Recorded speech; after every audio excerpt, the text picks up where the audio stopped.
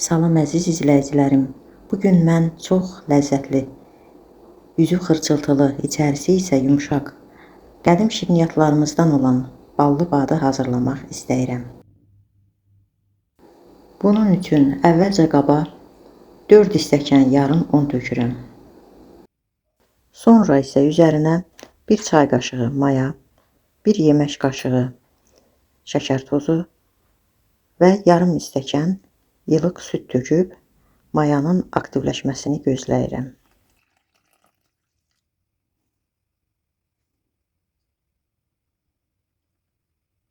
Unumuzun üzərinə 1 paket vanil tökürəm.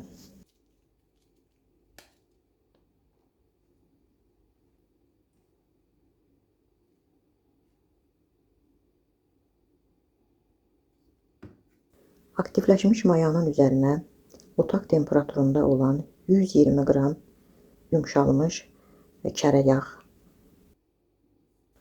sonra 2 ədəd yumurta,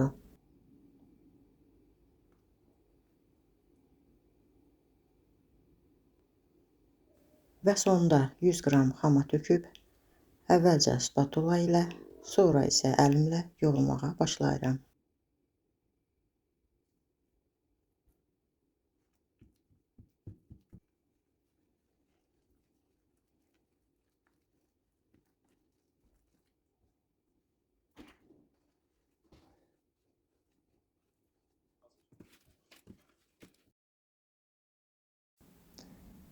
Bu cür xəmirimiz nə bərk, nə də yumşaq olmalıdır.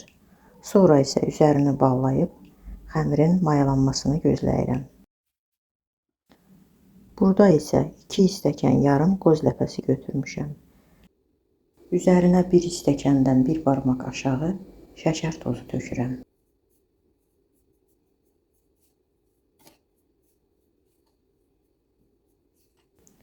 Sonra isə üzərinə 2 dolu xörək qaşığı bal töküb qarışdırıram.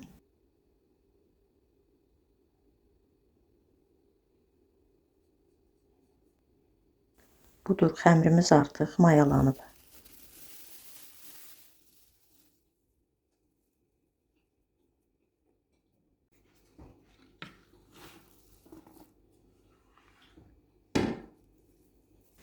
Xəmiri 8 bərabər hissəyə bölürəm.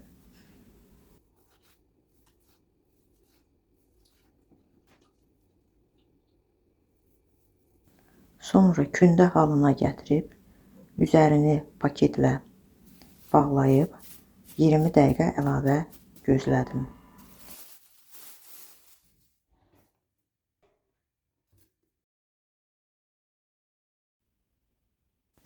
Xəmirimizi sırayla yaymağa başlayıram.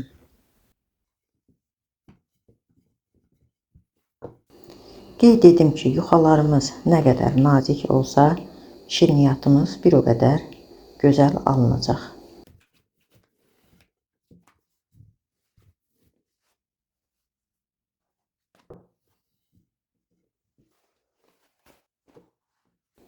Beləliklə yuxaları bir-bir yayıb kənara qoyuram. Əlbəttə ki, üzərini bağlayıram.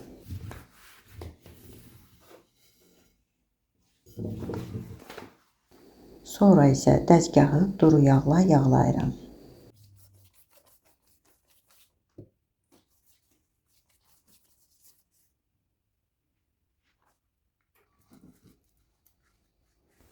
Xəmirimizi əlimlə çəkib düzəltməyə çalışıram. Sonra isə kənarda əritdiyim yağla bir-bir yuxaları yağlayıram. Qeyd edim ki, yağın çəkisi 200 qramdır.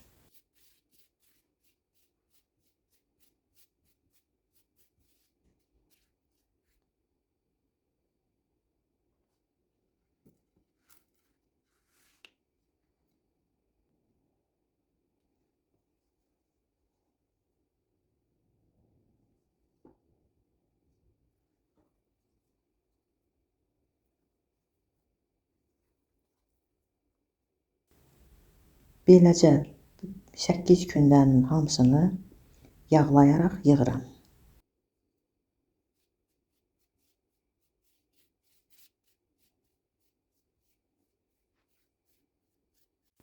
Sonra isə xəmirin kənar çıxıntılarını kəsərək götürürəm.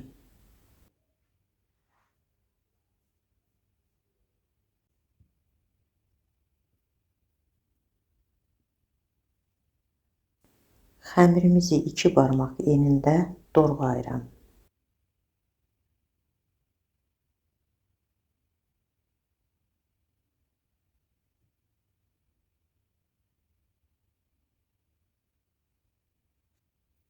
Sonra isə videoda göründüyü kimi bir tərəfdən bükərək yığıram.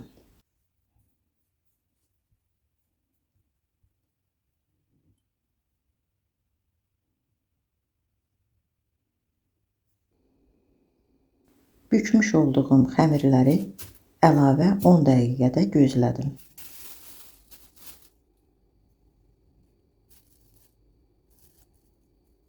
Sonra isə xəmirin kənarını əlimlə çəkərək bərkidirəm.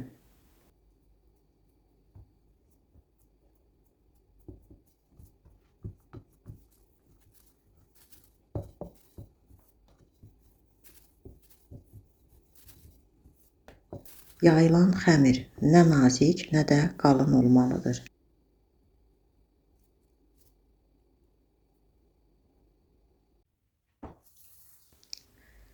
Ləpənin kənara dağılmaması üçün mən belə bir qab götürdüm. Götürmüş olduğum xəmirin üzərinə 3 dolu çay qaşığı ləpə tökürəm və xəmirin kənarlarından sıxa-sıxa bağlayıram.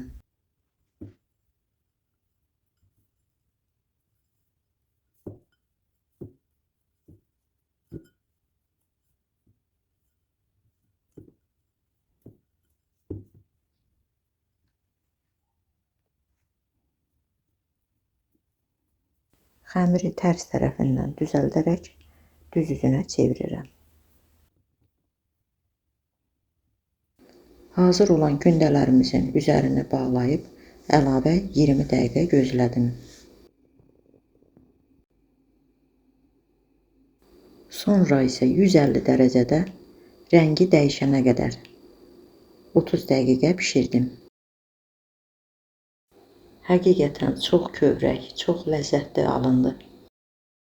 Əziz xanımlar, mənə dəstək üçün videomu bəyənib abunə olsanız çox sevinərəm. Bunun üçün əvvəlcədən sizə minnətdaram.